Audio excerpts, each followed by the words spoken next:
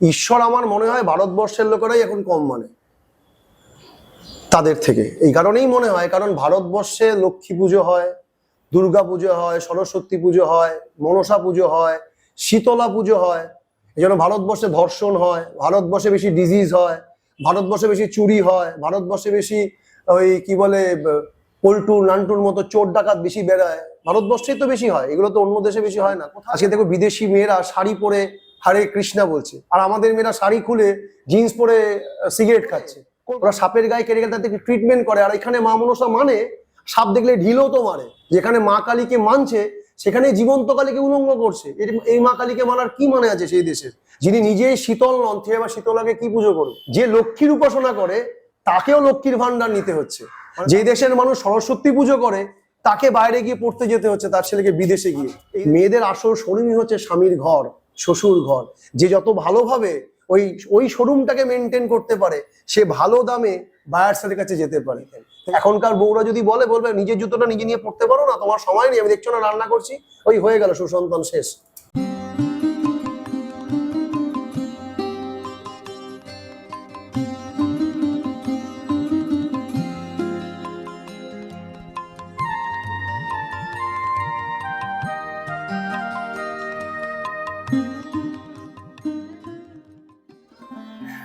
হ্যাঁ, অশেষ ধন্যবাদ দেবাশিস দা। আমাদের মধ্যে আছেন আমার শ্রদ্ধেয়া মৌসুমী মা। আমি ওনার কিছু প্রশ্ন আছে, আমি ওনাকে দিচ্ছি। ওনার কিছু প্রশ্ন আপনার মাধ্যমে একটু সলিউশনের চেষ্টা থাকবে। একটা প্রশ্ন ছিল যে ভারতবর্ষ তো ধর্মপরায়ণ দেশ, দেবদেবী মানে ঈশ্বরবাদে চলে, কিন্তু ভারতের বাইরেও যেসব অনেক দেশ আছে সেসব দেশের মানুষরা ঈশ্বরবাদে বিশ্বাস করে না, ঈশ্বরকেই মানে না, কিন্তু তারা প্রযুক্তিতে অনেক উন্নত, তারা আর্থিক দিক দিয়ে অনেক উন্নত, তারা সর্বদিক দিয়ে উন্নত। তাহলে তাদের সাথে আমাদের পার্থক্যটা কোথায়? যে ঈশ্বর যদি আমার সাথে থাকলে উন্নতি হবে না বা যে কোনো দিকে, সেই দেশগুলো তাহলে এত উন্নত হচ্ছে কোথা থেকে? এটা আমার একটা তোমার কাছে প্রশ্ন। প্রথমত হচ্ছে যে ভারতবর্ষ দেবভূমি, এটা সত্যি কথা। বাইরের কোনো দেশ ঈশ্বর মানে না এটা সম্পূর্ণ সত্য নয়। অনেক দেশই, যে ইসরায়েল এত উন্নত হয়েছে ছোট একটা দেশ, ইসরায়েল কি ঈশ্বর মানে না? এবার আমরা যেভাবে ঈশ্বর মানি হয়তো আমাদের মতো করে না মানতে পারে। এখন আমি যাকে মা বলি, মুসলমান তো তাকে আম্মা বলে। এবার আমি তো এটা বলতে পারবো তাহলে মাকে মানে না, মানছে তো, হয়তো নামটা আলাদা বলছে, মা বলছে না। এখন খ্রিস্টান বলছে মাদার, তো ব্যাপারটা তো একই। এখন আমি জল খাচ্ছি, জলের কাজ হচ্ছে তৃষ্ণা নিবারণ করা। এবার যদি কেউ বলে আমাকে পানি দিয়ে, আমি পানি খাবো, তো আমি যে বলছি জল খাচ্ছি, আমার যা যা হচ্ছে পানি যে খাচ্ছে তাতে একই হচ্ছে। নামটা আলাদা হতে পারে কিন্তু কাজটা তো একই হচ্ছে। তাই ঈশ্বর মানা না মানাটা ওইভাবে তো নির্ভর করে না যে আমি ঈশ্বর মানি সে মানছে। নিশ্চয়ই তারাও ঈশ্বর মানেন, তাদের মতো করে মানেন, আমাদের মতো করে হয়তো ওইভাবে মানে না। বরঞ্চ আমি এটা বলতে পারি, আর তোমার কথা আমি বুঝতে পেরেছি, আর উত্তরটা বলছি কেন তারা অনেক প্রযুক্তিগতভাবে উন্নত। ঈশ্বর আমার মনে হয় ভারতবর্ষের লোকেরাই এখন কম মানে তাদের থেকে। এই কারণেই মনে হয়, কারণ ভারতবর্ষে লক্ষ্মী পুজো হয়, দুর্গা পুজো হয়, সরস্বতী পুজো হয়, মনসা পুজো হয়, শীতলা পুজো হয়।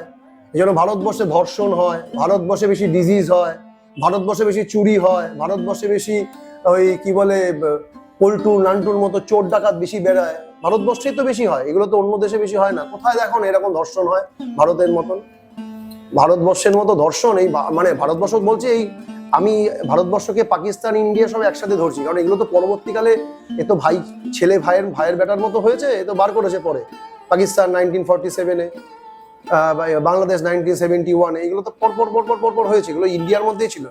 তো আমি এগুলোকে ইনক্লুড করেছি, এশিয়ান কান্ট্রি, এগুলো ভারতবর্ষের মধ্যেই ছিল। তো এদের বাদ দিয়ে তুমি বিদেশে দেখো তো কোথায় এত ধর্ষণ হচ্ছে, কোথায় এত রাহাজানি করছে। তো এখানেই তো করছে, যেখানে এরা মা কালী পুজো করছে সেখানে এরা মাকে উলঙ্গ করছে। ওইখানে মাটির মূর্তিটাকে ঢাকছে, আর এখানে জীবন্ত মূর্তিকে উলঙ্গ করছে। তাহলে কিসের এটা ঈশ্বরবাদের মানা? বিবেকানন্দ বলছেন যে বিদেশি শক্তির কথা বলছে, আমেরিকার কথা বলছে, ওদের ক্রিয়াতে জগৎ প্রত্যুলিত হয়, ওরা হচ্ছে রাজার জাত। আমাদের তো সেই ক্ষমতা নেই, আমরা তো ওরা ভোগের চরমে উঠে গেছে।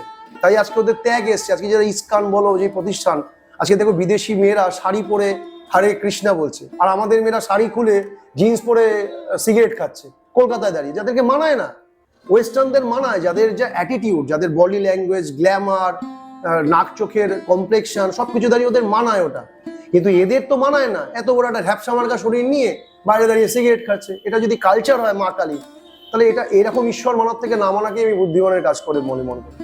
ওরা ঈশ্বরকে প্রকৃত অর্থে মানে, ওরা মা মনসাকে হয়তো, সাপকে মা মনসা হয়তো পুজো করে না, কিন্তু ওরা সাপকে ট্রিটমেন্ট তো করে। ওরা সাপের গায়ে কেটে গেলে তাদেরকে ট্রিটমেন্ট করে, আর এখানে মা মনসা মানে সাপ দেখলে ঢিলও তো মারে। তাহলে ওই মা মনসা মানার কি মর্যাদা আছে, যেখানে যেখানে মানছে তাকে আবার ঢিল মারছে, যেখানে মা কালীকে মানছে সেখানে জীবন্ত কালীকে উলঙ্গ করছে। এই মা কালীকে মানার কি মানে আছে সেই দেশের? যেখানে শীতলাকে মানে সেই দেশের যদি মানুষ হসপিটালে গিয়ে দুটো জায়গায় লাইন দিয়ে শুয়ে অসুস্থ হয়ে ভুগে ভুগে মরছে, কি শীতলা মায়ের এখানে অস্তিত্ব আছে? যিনি নিজেই শীতল নন, সে আবার শীতলাকে কি পুজো করবে? তাহলে এই মানাতো, যে দেশের মানুষ লক্ষ্মী পুজো করে সেই দেশের মানুষকে লক্ষ্মীর ভান্ডার নিতে হচ্ছে। কি কি বেদনাদায়ক জিনিস নয় কি? তুমি একবার যদি ভেবে দেখো, যে লক্ষ্মীর উপাসনা করে তাকেও লক্ষ্মীর ভান্ডার নিতে হচ্ছে, মানে তার লক্ষ্মী কম পড়েছে তাই তো সে নিচ্ছে, না তো নিত না। ধরো সে যদি হিউজ টাকা, তাহলে নিশ্চয়ই নিত না। যে দেশের মানুষ সরস্বতী পুজো করে তাকে বাইরে গিয়ে পড়তে যেতে হচ্ছে, তার ছেলেকে বিদেশে গিয়ে, এই দেশে পড়তে পারছে না, তার মানে এখানে দেশে শিক্ষা পাচ্ছে না। পরিস্থিতি এত জটিল, মানে তার মানে ভগবানকে মানাটা কোথায় হচ্ছে? প্রকৃত অর্থে মানা বলতে ঠাকুরের যা ডিকশনারি আমি যা বুঝেছি, ঠাকুর মানা বলতে বলতেন যে সেটাকে প্র্যাকটিক্যালি করে। তুমি যেটাকে বলছো সেটা হচ্ছে চরণ পুজো করছি না আমরা, চরণ পুজো। ভারতবর্ষ এই মুহূর্তে সারা দেবদেবীর চরণ নিয়ে ব্যস্ত, আর ওয়েস্টার্ন কান্ট্রিরা চলন নিয়ে ব্যস্ত আছে, তাই অনেক ডেভেলপ ওরা। ইসরায়েল ভারতবর্ষের ধারের কাছে না পপুলেশন নিয়ে, হয়তো আমাদের উত্তরাখণ্ড ইউপির মতো একটা স্টেটের সমতুল্য লোক হয়তো ইসরায়েলে আছে। 27খানা ইসলাম কান্ট্রি তাকে ঘিরে রেখেছে, কিন্তু ইসরায়েলের একটা কেশাগ্র স্পর্শ করতে পারছে না, কিসের জৌলতে? আর ভারতবর্ষ এত বড় একটা লার্জেস্ট কান্ট্রি, 150 কোটির কাছাকাছি লোক, সেখানে এসে মাঝে মাঝে পল্টুদা পটলদার মতো বাংলাদেশ পাকিস্তান টুকটুক করে এসে মেরে চলে যায়। তাহলে কিসের ঈশ্বরবাদ, কিসের সহনশীলতা, কিসের জিনিস? তার মানে ওরা সে ট্যাকটিকটাকে ধরেছিল। ইসরায়েলের যিনি প্রধানমন্ত্রী, নেতা ইহুদি, তো উনি মহারানা প্রতাপকে এসে এখানে শ্রদ্ধা করে গেছেন, প্রণাম করে গেছেন তার সমাধিতে। আর যে ভারতবর্ষের তিনি কত মহারানা প্রতাপের সমাধিতে গিয়ে প্রণাম করে আমি কোনো জীবনেও শুনিনি। আমরা প্রণাম করি কাকে? কোনো নেতা মন্ত্রী সমাধিতে গিয়ে ফুলমালা দিই, লালকেল্লায় গিয়ে গান্ধীজিকে ফুলমালা দিই, কিন্তু মহারানা প্রতাপকে গিয়ে শ্রদ্ধা করি এরকম দেখা যায় না। কিন্তু নেতা ইয়োগী উনি করেন ওটা। তাহলে উনি আমাদের ভারতবর্ষ কালচারকে ফলো করে উনি অত বড় হয়ে গেলেন, আর ভারতবর্ষের লোকেরা ভারতবর্ষকে ফলো না করে নিজে ছোট হয়ে গেলেন। তাই ভারতবর্ষে এত দেবদেবী পুজো করে না, তো ভারতবর্ষের চলনকে পুজো করে না, সবাই চরণকে করে। যেদিন আমরা নিজেরা চলনকে পুজো করবো সেদিন ভারতবর্ষ আবার আগের মতো হয়ে উঠবে, সে দেবভূমি হবে। এই মুহূর্তে ভারতবর্ষ আর দেবভূমি সেই লেভেলের নেই। এখন যে অবস্থান আছে, বিশেষ করে পশ্চিমবঙ্গ তো নেই, ভারতবর্ষের অন্য জায়গাগুলোও নেই। তবে ভারতবর্ষ যেহেতু দেবভূমি, ভারতবর্ষের ডিস্ট্রয়ও হবে না, ভারতবর্ষ আবার জাগবে, কিন্তু সেই মানুষ এসে তাকে জাগাবে। এই জন্য আমরা তো চাইছি না সেই মানুষটি আসুক, তার আগে আমরা জেগে যাই। সেটা হচ্ছে যাকে বলছে কলকি, ভয়ঙ্কর অবস্থান। কলকি মানেই ভয়ঙ্কর অবস্থান। কলকি হলে নর্মালাইজ ঠিক হবে না, মার দাঙ্গা দিয়ে ঠিক করবেন, যেভাবে শ্রীকৃষ্ণ করেছিলেন দাপর যুগে। তো আমাদের দেশের মানুষরা ঈশ্বরকে তো পুজো করে, কিন্তু সেটা চলনকে না, চরণকে। বিদেশিরা চরণকে পুজো করে না, চলনকে করে। তাই ওরা অনেক ডেভেলপড আমাদের থেকে। আমরা যদি এরকম হয়ে উঠি তাহলে আমরাও ডেভেলপ হবো। তাই আমাদের মনে হয় পুজোটা সঠিকভাবে করে না। সঠিকভাবে তো করে, এখন তুমি ধরো 2 ঘন্টা বই নিয়ে প্রতিদিন পড়ো, আর আমি 15 মিনিট পড়ি, কিন্তু আমি পাশ করলাম, তুমি ফেল করলে, তাহলে কি প্রমাণিত হলো? 2 ঘন্টা পড়াটা কি যথার্থ হলো? তার মানে পড়ার মতো পড়োনি, আর আমি 15 মিনিট পড়লেও পড়ার মতো পড়েছি। ব্যাপারটা এরাও ঠিক তাই। ওরা হয়তো এরকম মূর্তির কাছে ঘন্টা নাড়াচ্ছে না, কিন্তু আলটিমেটলি পুজোটা করে যাচ্ছে। আর আমরা ঘন্টা নাড়াচ্ছি কিন্তু আলটিমেটলি পুজোটা করছি না। ব্যাপারটা তাই, ফাঁকিবাজি, ফাঁকির অধিকারী হয় ঠাকুরের বলা, তাই হচ্ছে। এটাই উত্তর। একদম একদম দারুণ, এভাবে ভাবা হয়নি, তুমি দারুণ করে ব্যাপারটা বুঝিয়ে দিলে। তোমার কাছে আরেকটা প্রশ্ন, আমি জানি সব প্রশ্ন উত্তর তোমার কাছে আছে, তাই তোমার কাছে এত প্রশ্ন করার সাহস পাই। তো প্রশ্নটা হলো যে এই যে যুদ্ধকালীন পরিস্থিতি তৈরি হয়েছে এখন দেশে আমাদের, তার জন্য আমরা সবাই কিন্তু খুব ক্রাইসিসে আছি। যাই হোক, গ্যাস হোক, তেল হোক, ক্রাইসিস আছে। আমরা তো ডাইরেক্টলি কাউকে হেল্প করতে পারছি না, সাধারণ মানুষ আমি কি করতে পারি? কিন্তু ঠাকুরের যে একটা বাণী আছে যে মানে অন্যের জন্য ভাবলে নিজের হয়, তাহলে আমরা কি ইনডাইরেক্টলি কিছু করতে পারি? মাস প্রেয়ারের কিছু ফল কি এখানে হতে পারে? বা সৎসঙ্গ জগতের কি কোনো ভূমিকা থাকতে পারে এই অন্য দেশের যুদ্ধ পরিস্থিতিটাকে যাতে ঠিক হয়ে আমরা শান্তিপূর্ণভাবে সবাই থাকতে পারি? হ্যাঁ, ঠাকুরের বলা আছে যে অপরের মঙ্গল কামনা নিজ মঙ্গলের প্রসূতি, এরকম বলা আছে। হ্যাঁ, আমরা করতে পারি বলে সৎসঙ্গ তো করেনি। এবার এক একজন কিভাবে কে করেন আমি তো বলতে পারবো না, তবে আমাদের যেটা করা আছে সেটা হচ্ছে, হ্যাঁ, মার্কস পেয়ার তো একটা কাজে লাগেই। পেয়ার হলে যেটা হতে পারে, আমি আমার থট প্রসেস পাল্টায়। এবার আমি যখন আমার থট প্রসেস পাল্টায়, যে আমার কাছে আসে তারও থট প্রসেস পাল্টে যাচ্ছে অবভিয়াসলি। কারণ একটা মানুষ যদি একটা বড় কারেন্টের মধ্যে হাত দেয়, তার তো বডি হয়ে যাবে গা। যদি তাই হয়, ইলেকট্রো যদি তার ওই কারেন্টের বডি হাত দিলে যদি তার বা বডি হয়, তাহলে কেউ আমার মধ্যে যদি নাম তরঙ্গ চলে, প্রেয়ার নাম তরঙ্গ চলতেই থাকে, তাহলে আমার কাছে যিনি আসবে তার মধ্যেও তো সেই ইলেকট্রোম্যাগনেটিক ফলটা স্প্রেড করবে। তো সেইভাবে যদি আমি সবার জন্য প্রেয়ার করতে থাকি, সুতরাং যখন আমার চেতনা, সাবকনসিয়াস মাইন্ড যখন মানুষের জন্য প্রে করতে থাকে, তখন আমার মধ্যে একটা এমন ভাব তৈরি হয়, যখন কেউ আমার সান্নিধ্যে আসবে তখন অটোমেটিক্যালি তার মধ্যে একটা গ্রো হতে থাকবে। সেও যখন প্রে করবে, এই করতে করতে তো প্রেয়ারটা বাড়তে থাকে। সুতরাং যে ধরুন যুদ্ধের সূচনার জন্য যে ভাবছিল, তার মধ্যে তো তার বৃত্তি নিবৃত্তি হওয়ার সম্ভাবনা অতিমাত্রায় থেকে যায়। বুদ্ধি সংকুচিত হয় না, তখন প্রসারিত হয় বুদ্ধির ভাবনা। এইভাবে হতে পারে, এমনভাবে সে যুদ্ধকেও থামিয়ে দিতে পারে। এরকম অনেক জায়গায় দেখা গেছে তো, যে প্রেয়ারের মাধ্যমে যুদ্ধই থেমে গেছে। বার্মার ইতিহাসে যখন প্রবলেম হয়েছে, ঠাকুর তো নাম করে সেই সৎসঙ্গী গুরু ভাই সবাই বাঁচিয়ে দিয়েছিলেন। প্রত্যেক গুরু ভাই বেঁচে গেছিল। বার্মায় যে ভয়ঙ্কর যুদ্ধ হয়েছে, কোনো সৎসঙ্গীর একটা আচরও কিছু ঘটনা ঘটেনি। তাহলে অত বড় যুদ্ধের দামের মধ্যে সবাই বেঁচে গেছিল নামের জোরে। তাহলে আমরা যদি ঠিকভাবে নাম করি, অবশ্যই অনেক কিছু সম্ভব ঠিক হওয়া। হয়তো পুরোটা ঠিক হওয়া সম্ভব না, কিন্তু অনেকটা ঠিক হওয়া সম্ভব। কিন্তু হ্যাঁ, এটাও মানতে হবে, আমি যে নাম করছি সবার বৃত্তি তো আমি নিয়ন্ত্রণ করতে পারবো না, কিন্তু যে পুরো বৃত্তির অধীশ তার বিনাশ তো অবশ্যম্ভাবী। কিন্তু আমাদের কাজ হচ্ছে এইটাই, কে বৃত্তির অধীশ বা কে বৃত্তির ধীশ, আমার তো সেটা জেনে লাভ নেই। আমি যা বুঝেছি আমি সেটা করে যাব। সবাই মরছে বলে আমি তো মরতে পারবো না, আমাকে তো নিজেকে সিকিউরিটি আনতে হবে। আর যে ব্যক্তি সিকিউরিটি পারে না, সে কাউকে ভালোও রাখতে পারে না। তাই আমাদের প্রত্যেকে ইন্ডিভিজুয়ালি নাম করা উচিত, ইন্ডিভিজুয়ালি, প্রত্যেকে নিজের নিজে। এই ইন্ডিভিজুয়ালি নাম করলেই আমরা সবার জন্য ভাবতে পারবো। আর নামটাকে সবসময় ইউনিভার্সাল করাই ভালো, নিজের জন্য করা। ইন্ডিভিজুয়ালি করা উচিত, কারণ নিজের শক্তি না থাকলে ওকে জাগ্রত করতে পারবো না, কিন্তু করা উচিত জগতের কল্যাণের কাছে। এই জন্য আমি প্রত্যেকদিন একটা প্রেয়ার করি আমাদের প্রার্থনার পরে, যে ধর্ম কা জয় হো, অধর্ম কা নাশ হো, বিশ্ব কা কল্যাণ হো। এটা আমরা প্রতিদিন বলি। যে আমার ওয়াইফ যে ওই যে বেদ মন্ত্র পাঠ করে, ঠাকুরের তো অনেক কিছু বলা আছে এই স্বল্প পরিসরের মধ্যে, আর এগুলো আমি আর যাচনা করছি না, যেগুলো থেকে আমরা অনেকটা বহির্মুখী হয়েছি। ঠাকুর শুধু এই শর্ট টার্মসের প্রার্থনা, এগুলো ঠাকুরের বলা ছিল না। এই প্রার্থনা করে করে আমরা ঠাকুরমুখী হলেও না। যাই হোক, এই যে শর্ট টার্মসের প্রার্থনা, এটাও কিন্তু ঠাকুরের বলা না, এটা দয়ালবাগের প্রার্থনা। সে ওই প্রার্থনা যেটা যে পূর্ণাঙ্গ প্রার্থনা, ওই প্রার্থনার মধ্যে পূর্ণ মাত্রায় মানুষের প্রেয়ার করার কথা বলা আছে। যেখানে আমরা সূর্যকে প্রণাম করছি, যেখানে আমরা বায়ুকে প্রণাম করছি, যেখানে আমরা মাটিকে প্রণাম করছি, যেখানে আমরা মৃত্যুকে প্রণাম করছি, মৃত্যুকে গ্রেটফুল জানাচ্ছি, থ্যাঙ্কস জানাচ্ছি, কিন্তু ওখানে যে প্রার্থনাটা আছে সেখানে কিন্তু এগুলো নেই। সুতরাং এই যে শর্ট প্রসেস হচ্ছে, এইগুলো কিন্তু আমাদের চরিত্রের মধ্যে শর্ট প্রসেস এনে দিচ্ছে। তাই ঠাকুরের বলা সবই আছে, আমাদের কিছু বলতে লাগে না, আমাদের কাছে কিছু নেই, দরকারও হয় না, কিন্তু আমরা তো করছি না। তাই আমার মনে হয় যেভাবে নাম ধ্যান করা উচিত, তাই পূর্ণ মাত্রায় প্রার্থনা করা, যে পূর্ণ প্রার্থনাটা ঠাকুরের যেটা বলা আছে। আর ব্যক্তিগত যে যা করছে করুক, আমরা কাউকে বিতর্কে যাব না বা কন্ট্রোভার্সিতে ঢুকবো না। যার যেটা ভালো লাগে, ঠাকুরের তো বলা, যার যাকে লাগে ভালো ভজুক তাকে তাড়াবো, আমার কিন্তু লাগে ভালো সচির দুলাল গোড়াবো। তো আমার যেটা ভালো লাগবে আমি করতে হবে। সম্পূর্ণ মাত্রায় প্রার্থনার মাধ্যমে ওটা ভালো হতে পারে। আমি নিজেও দেখেছি যে পূর্ণ প্রার্থনার মাধ্যমে নিজের মধ্যে একটা কম্পন তৈরি হয়, একটা ভাইব্রেশন হয়, যা দিয়ে নিজের মধ্যে উইল পাওয়ারও বাড়ে। কিন্তু শর্টকাটের দ্বারাই সেটা হয় না। পৃথিবীর কোনো শর্টকাট হয়ও না। বড় হওয়ারও কোনো শর্টকাট নেই, ভালো হওয়ারও কোনো শর্টকাট নেই, তা ভগবানকে পাওয়ারও কোনো শর্টকাট আছে বলে আমারও তো জানা নেই। তাই আমরা পূর্ণ প্রার্থনা করা উচিত প্রত্যেকের এই মুহূর্তে, অন্তত পক্ষে যারাই যেই ফরম্যাটেরই দীক্ষা হোক, দীক্ষা তো ঠাকুরেরই, আমি বলবো যে পূর্ণ প্রার্থনা করা উচিত। এটা আমার ব্যক্তিগত, কারণ এই মুহূর্তে ভারতবর্ষের যে অবস্থা, যদি পূর্ণ প্রার্থনা না করে সে নিজেকে ঠিক রাখতে পারবে বলে মনে হয় না। হিউজ প্রবলেম হবে। তাই প্রার্থনার মাধ্যমে ঠিক হয়, যদি প্রার্থনাটা পূর্ণ হয়, অপূর্ণ জানি প্রার্থনা না হয়। আর নাম ওই যখনই করতে বসবো, তখন সবার জন্য করতে বসবো। ঠাকুরের একটা ছড়া আছে না, এইখানে আমরা লিখি করি যে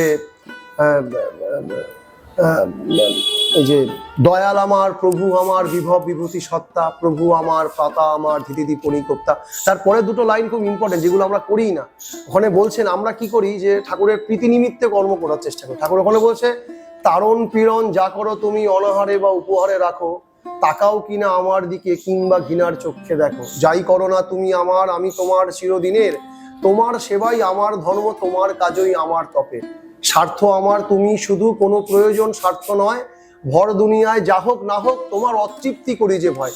তো যখন ঠাকুরের কাছে আমি, ঠাকুর বলছেন এটা আমাদের বলতে, ঠাকুর নিজেই করেছিলেন এই প্রার্থনাটা। তো যে ভর দুনিয়ায় যা হোক না হোক তোমার অতৃপ্তি করি যে ভয়। তাই আপামর সৎসঙ্গীদের এইরকমই ভাবা উচিত, কে কি ভাবছে, কে আমাকে কে ভাববে আমি এই হয়ে গেছি ওই হয়ে গেছি, সেটা না ভেবে ঠাকুর অতৃপ্তি পাচ্ছেন কিনা সেটা ভেবে তার এই প্রার্থনাতে গতি হওয়া উচিত। আমিও মেইন স্ট্রিম সৎসঙ্গেরই দীক্ষিত, কিন্তু ঠাকুরের বলা তো এটা, আমি তার বলাকে কি করে অস্বীকার করতে পারি? তাহলে তো আমার তার চলনকে পুজো করা হলো না, চরণকে পুজো করা হয়ে গেল নয় কি? তাই আমি এটাই বলবো, রিকোয়েস্ট করবো, এখন দলাদলি বাদ দিয়ে অন্ততপক্ষে যা অবস্থা দেখছি চারিদিকে না, ঋত্বিক সুইসাইড করে মরছে, যাজক কার্তিকের কি অবস্থা হবে বলতে পারবো। যদি ঋত্বিকের এই অবস্থা হয় তাহলে কার্তিকের কি হবে আমাদের আমি বুঝতে পারবো না। তাই এই মুহূর্তে ঋত্বিক কার্তিক যারাই আছেন, যার কাছে থাকুন, শুধু ঠাকুরকে ফলো করুন, ঠাকুর যা বলেছেন তার কথাকে বিকৃত করবেন না। যদি কেউ বিকৃত করে তাকে মানবে না। যদি দেখেন কখনো আমি বিকৃত করছি, ভাববেন না দেবাশিস বলে কেউ আছে, চলে গেছে সে উপরে। শুধু দেখুন ঠাকুরকে, ঠাকুর আর ঠাকুর আর ঠাকুর। কারণ এই মুহূর্তে ঠাকুরের পাশে যদি আরো ঠাকুর আমি তৈরি করার চেষ্টা করি নিজের ইচ্ছা মতো করে, তাহলে কিন্তু বিপদ অনিবার্য। কারণ সময় ভালো নয়, কেউ বাঁচাতে আসবে না। যে ঋত্বিক কিছুদিন আগে সুইসাইড করে মারা গেলেন, তাকে কেউ বাঁচাতে আসেনি দড়ি থেকে। বাঁচাতে আসতে তার নামই আসবে, তার নামটা যিনি যথার্থভাবে করি, শর্টকাট মাত্রা না করি। বাঁচানোর মালিক একজন, সেটি শ্রী ঠাকুর। পৃথিবীর কেউ কোনো ঠাকুর আর বাঁচাতে আসবেন না আমাকে। যদি আমি ও ঠাকুর বাদ দিয়ে অন্য ঠাকুরের প্রতি যাতে আসক্ত হই, ওই ঠাকুর ওখানেই, যারা যেখানে যেই ঠাকুর সেখানেই বসে থাকবে। আমার এখানে আসার ক্ষমতা তার নেই, একমাত্র এই ঠাকুরেরই আছে, যে অন্তর্নিহিতভাবে আমার মধ্যে আছে। তাই এই ঠাকুরকেই সর্বতভাবে জাগ্রত করি, নালে ভয়ঙ্কর সময় আসছে, টাকা দিয়ে রক্ষা পাবে না মানুষ, এটুকুনি বলতে পারি। সর্ববর্তী পেয়ারেই মানুষের ভালো হয়, তাই তো মনে হয় আমার। আমরা এতক্ষণ শুনলাম, আমাদের মৌসুমীদির প্রশ্ন করলেন, দেবাশিস দা তার উত্তর দিলেন। আমাদের মধ্যে আরও একজন আছেন, মহুয়ামা। শ্রদ্ধেয় মহুয়ামার কাছে আসবো, তার কিছু প্রশ্ন আছে দেবাশিস দার কাছে। মহুয়া, আপনি। নমস্কার দাদা, আমি আপনার ভিডিও দেখি, তো আজকে সামনে সাক্ষাৎ হয়েছে, খুবই ভালো লাগছে। তো আমার প্রশ্ন হচ্ছে এটাই, আমি অনেকক্ষণ ধরে সবার প্রশ্নের উত্তর শুনছি, খুবই ভালো লাগছে। তো ঠাকুরের যেটা বলা আছে যে দেখুন, এইরকম কিছু কিছু সময় দেখি যে আমরা যখন বলি যে এই পৃথিবীতে দুর্নীতি হচ্ছে, এই হচ্ছে, এই ধর্ষণ হচ্ছে, তখন কোনো না কোনো জায়গায় আমার কিরকম আমাদের মায়ের উপর যেন মনে হচ্ছে আঙুলটা উঠে আসে, যে কেউ তো আকাশ থেকে পড়েনি, সবই তো মায়ের গর্ভ থেকেই দেখতে গেলে এইসব সন্তানের জন্ম হয়েছে। তো যদি আপনি একটু মানে বলে দিতে পারেন যে আমরা সঠিক সন্তান বা মানে সঠিকভাবে সঠিক বিবাহটা কিভাবে করা উচিত, বা সেরকম সন্তান আমাদের এই পৃথিবীতে কিভাবে মায়েরা আনতে পারে, যার জন্য আমাদের পৃথিবী আবার শান্ত হবে, সেই রকমভাবে সেরকম শৃঙ্খলা যাতে গড়তে পারে আবার নতুন করে। আপনি যদি সেই বিষয়ে যদি একটু বলেন খুব ভালো। যেটা হচ্ছে ঠাকুরের যে বিবাহ সংস্কার বলা, সেটাও ঠাকুরেরও নয়, সেটাও পূর্ববর্তী মহাপুরুষদেরই। সেটা মনুসংহিতাতেও আছে, অনুলোম প্রতিলোম সবর্ণের কথা বলা আছে। ঠাকুর শুধু ওটাকে নিউ ফর্ম করেছিলেন, যেটা বিগত কলিযুগে মহাপ্রভু বা রামকৃষ্ণদেব এসে সেটাকে চাগিয়ে তোলেননি, তুলতে পারেননি বললে আমি মিথ্যা কথা বলা হবে, কারণ তিনি সবই পারেন। তাই আমি বলবো তিনি করেননি, হয়তো দরকার পড়ে ঠাকুর আসবেন বলে তারা হয়তো সেটাকে একটুখানি অ্যালুভ করে চলে গেছিলেন, মিস করে চলে গেছেন। তো ঠাকুর অনুকূলচন্দ্র বুঝেছিলেন যে এই যে সকল ধর্মচরণ, এটা দিয়ে মানুষের কল্যাণ হতে পারে না, তাই তিনি বিয়ের উপর গুরুত্ব দিয়েছিলেন। আর ভালো সন্তান আনতে গেলে তো বিয়েই দরকার, বিয়ে ছাড়া তো সন্তান হবে কোথা থেকে? বিয়ে না হলে তো সন্তান হবে না। আর বিয়ের জন্য যেটা সব থেকে বেশি পরিকাঠামো, অনুলোম প্রতিলোম অনেকবার বলা হয়েছে, সেটাকে আমি ছোট্ট করে বলে যাচ্ছি। যে অনুলোম মানে আপনারা জানেন যে উচ্চ বর্ণের পুরুষ আর নিম্ন বর্ণের নারীকে অনুলোম বলে, সবর্ণ মানে সমজাতীয়, আর প্রতিলোম মানে উচ্চ বর্ণের নারী, নিম্ন বর্ণের পুরুষ। এটা ইন জেনারেল কথা। কিন্তু এর মধ্যে অনেক ভাস সাবজেক্টও আছে, এর মধ্যে ঢুকছি না। অনুলোম প্রতিলোম কিন্তু অনেকভাবে তৈরি হয় সঞ্চারিত, আমরা যেভাবে জানি সেটা সঠিক নয়। যেমন ধরুন অনেকে বলে যে ছেলেটার বংশ উঁচু আছে আর মেয়েটা আছে, সেক্ষেত্রে সে অনুলোম প্রতিলোম হলো না। যদি কোনো ছেলে বর্ণ, বংশ, বিদ্যা, বয়স, স্বাস্থ্য, শ্রদ্ধা, জ্ঞান, এই 8খানা জিনিসের মধ্যে 8খানাই নারীর থেকে উচ্চ না, তাও কিন্তু সেটা প্রতিলোমের মধ্যে পড়ে যায়। যেটা ইন জেনারেল ভাষায় বলা হয় না, বলে না না না ঠিকই তো আছে, ও তো ওই একই বর্ণে, না এটা একই হয় না।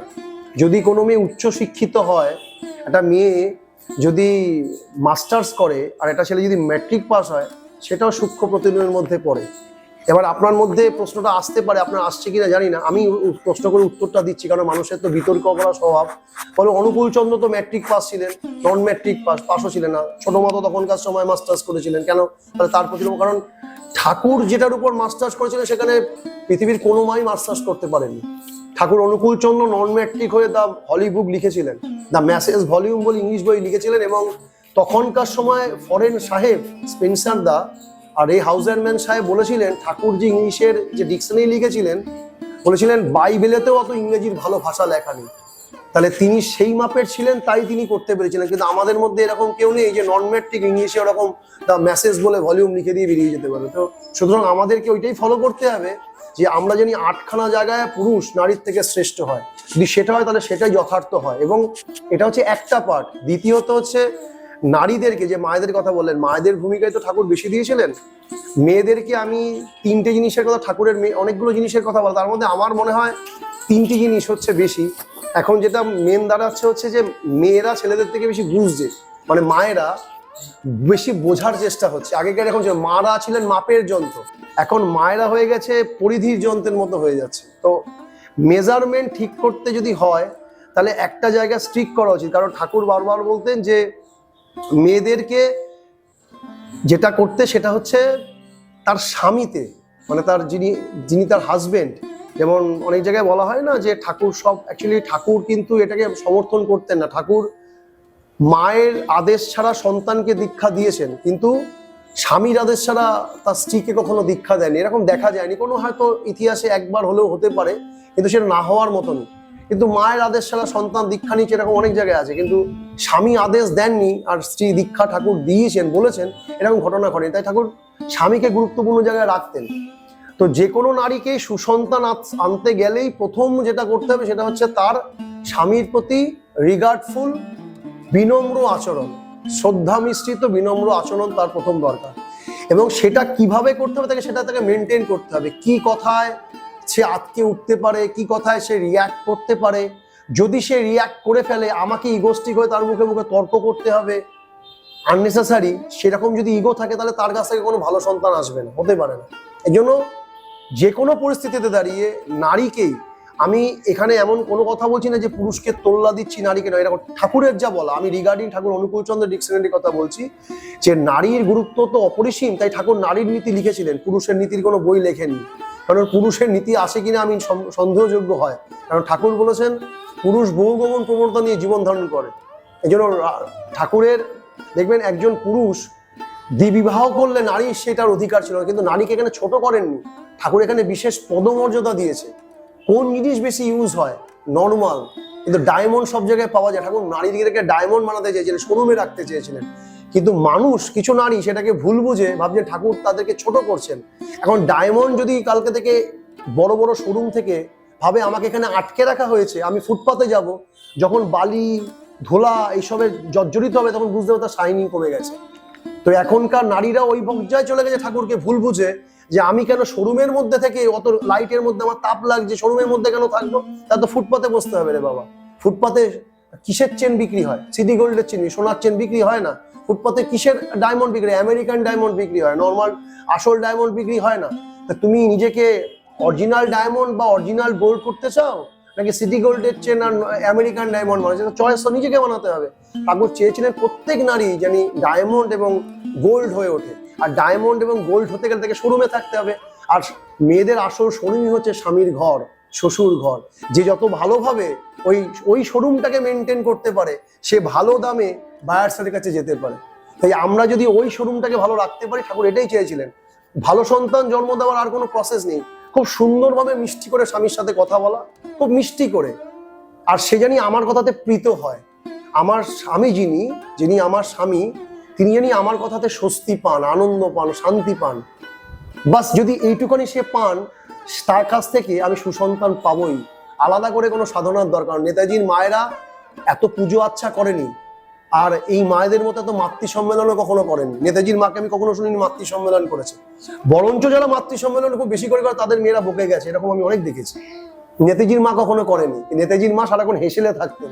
আর যখন নেতাজির বাবা বাইরে যেতেন, ওই ব্যারিস্টার ছিলেন, কোর্টে যেতেন, তখন তার জুতোটা নিয়ে এসে তার কাছে পায়ের কাছে দিয়ে দিতেন। এখনকার বউরা যদি বলবে নিজের জুতোটা নিজে নিয়ে পড়তে পারো না, তোমার সময় নেই, আমি দেখছো না রান্না করছি, ওই হয়ে গেল সুসন্তান শেষ। এই যেদিন থেকে এই কোশ্চেন গুলো বন্ধ হবে আর স্বামীর প্রতি রিগার্ডফুল আচরণ হবে, আমি অনেক বড় কথা, এত সময় যেহেতু নেই, ছোট্ট কথাই বললাম, যেদিন আমাদের তার প্রতি কোশ্চেনটা বন্ধ হয়ে রিগার্ডফুল আচরণ হবে, সেদিন থেকে আমাদের সুসন্তান আমার ভারতবর্ষে আসবে। সেদিন আমার ভারতবর্ষ সে নেতাজি, দেশবন্ধু, বিনয় বাদল দিনে সে ভরে যাবে। নালে এই পল্টু নান্টু দিয়ে ঘুরে বেড়াবে, আর মাঝে মাঝে এদিকে ধনঞ্জয়, এদিকে সঞ্জয়, এদিকে এনজয়, এইসব হয়ে বেড়াবে। এই জায়গা থেকে কখনো মুক্ত পাবে না। তাই এখন আমরা ঠিক করবো, আমরা ধনঞ্জয়, সঞ্জয়, এনজয়কে জন্ম দেবো, না নেতাজি, দেশবন্ধু, প্রীতিলতা ওয়াদেকার, মাতঙ্গিনী নিয়াজে এদেরকে পৃথিবীতে আনবো। চয়েস আমার কাছে, আমি আনতে পারি। আমি আপনি বাদ দিয়ে কিছুই নয় পৃথিবীতে। আর ঈশ্বর বাইরে কোথাও নেই। ভগবান মানে ভজবান, ভগবান বাইরে কিচ্ছু নেই। আমরা যে ইউনিভার্সের কাছে প্রার্থনা করি, সেই ইউনিভার্স হচ্ছে নিরাকার ব্রহ্ম, আর সমস্ত শক্তি আমাকেই তিনি দিয়েছেন। আমি ভগবানের এক অংশ। তাই আমি সবাইকে একটা প্রেয়ারের কথা প্রতিদিন বলি, যে বলতে হয়, আমি নিজেদেরকে যে প্রতিদিন অ্যাফার্মেশন এটা বলতে হয়, যে আমাদেরকে বলতে হয় কি, যে আমি ভগবানের অংশ, আমি ঋষিদের বংশ, আমি সর্বশক্তিমান, আমি পরম পিতার সন্তান। যদি আমি প্রতিদিন এটা বলতে পারি, তাহলে এক সময় আমার মধ্যেই সেই পরব্রহ্ম বিরাজ করে আমি সর্বশক্তিমান হইব। সত্যি আমি সর্বশক্তিমান। কারণ যদি শাস্ত্র বলছে যা আছে বিশ্ব ব্রহ্মাণ্ডে তা আছে দেহ ভাণ্ডে, যদি যা বিশ্ব ব্রহ্মাণ্ডে আছে তা যদি আমার দেহ ভাণ্ডে থাকে, তাহলে তো আমি সর্বশক্তিমানই। সর্বশক্তিমান বলতে অস্বীকার কোথায়? ঠাকুর বলতেন না যে যখন আমি নিজেকে ছোট মনে করতাম, ঠাকুর বলতেন যখন আমি শিশির দিয়ে হাঁটছি, দেখি শিশুরের মধ্যে এক বিন্দুর মধ্যে সূর্যকে দেখতে পেলাম। আমি ভাবলাম, বাবা ওইটুকুনি শিশির কণার মধ্যে যদি অত বড় সূর্যকে ধরতে পারে, তাহলে আমি কেন আমার মধ্যে পরম পিতাকে ধরতে পারবো না? আমার মধ্যে রোগ চেপে গেল, আমি ছুটলাম সেই পথে। ঠাকুরেরই বলা, আমার বলা না। তাহলে সত্যি যদি তাই হয়, তাহলে আমি কেন পারবো না? যদি ওই অনুকূল চন্দ্র এভাবে ব্যাপিত হতে পারে, তাহলে আমিও তো তার ছেলে, বাবার ছেলে। বলা হয় হিন্দিতে, বাপ কা বেটা সিপাহি কা ঘোড়া, কুছ নেই তো থোড়া থোড়া। তো থোড়া থোড়াই তো আমরা হই। তো ছোট্ট ছোট্ট ছোট্ট ছোট ছোট ছোট যদি ঠাকুর অনুকূল চন্দ্র আমরা হয়ে উঠি, আমি একটা, শিবাশিস দা একটা, আপনি একটা, মৌসুমী দি একটা, ওই দেবাশিস একটা, এই মা একটা, এরকম চতুর জায়গায় যদি একটা ছোট্ট ছোট্ট একটা অনুকূল চন্দ্র হয়ে ওঠে, তবেই না এরকম লার্জি অনুকূল চন্দ্র প্রতিষ্ঠিত হয়ে থাকবে। কিন্তু যদি এরকম ছোট ছোট অনুকূল চন্দ্র বারবার ব্যর্থ হয়, তাহলে এই লার্জ অনুকূল চন্দ্র ব্যর্থ হয়ে যাবে এক সময়, কিচ্ছু করতে হবে। এবার শ্রীকৃষ্ণ ব্যর্থ হয়ে গেছিলেন তার পরিবারকে বাঁচাতে। তাই আমাদের এখন কাজ হচ্ছে, যেটা বললেন যে ভালো সন্তান আনতে গেলে নারীদেরকে গ্রহণমুখী চলা, নিজের ঐতিহ্য কৃষ্টিকে না বদলানো, ঠাকুরকে না ভুল ভোজা। ঠাকুর এরকম কোনো নীতি তাদেরকে দেননি যেটাতে তাদের খারাপ হতে পারে। তাদেরকে তিনি শোরুম দিতে চেয়েছেন, তারা ভুল বুঝে পথে আসতে চাইছেন। তাই আমার কথা, ঠাকুরের কথা একই কথা, যে আমরা জানি প্রত্যেকে আমাদের পরিবারকে মেনটেন করতে পারি, স্বামীকে শ্রদ্ধা করতে পারি, সমতান আনতে পারি। আর সমতান আনলেই আমাদের জীবনে সন্তান আসবে। আর যদি সমতান না এসে কিছু এসে যায়, তাহলে সেটা সন্তান না, সেটা শয়তান। এটাই হচ্ছে মূল আদর্শ। সত্যিই খুব ভালো লাগলো উত্তরটা পেয়ে। আর এই উত্তরটা দরকার ছিল, কারণ হচ্ছে প্রতিটা নারীরই এটা জানা দরকার। এটা সত্যিই তাই। হ্যাঁ, অশেষ ধন্যবাদ দাদা। আমরা এতক্ষণ অনেকখানি সময় আপনার নিলাম, অনেক কিছু জানতেও পারলাম। আর আশা করি আমাদের সাথে সাথে আরও মানুষ এগুলো জানতে পারবে, জেনে তারাও সমৃদ্ধ হবে, তারাও যাতে রেকটিফাই হবে। এবং আগামী দিনে এই যে কি বলবো, এটা যে বিশৃঙ্খলা, যে অস্থির পরিস্থিতি, এরও একটা সমাধান হয়তো আসবে। আবারও কখনো যদি আপনাকে পাই, আরও কিছু প্রশ্ন নিয়ে আপনার কাছে আসবো। আজকের মতো এখানেই। জয় গুরু। সবাই ভালো থাকবেন। জয় গুরু সবাইকে।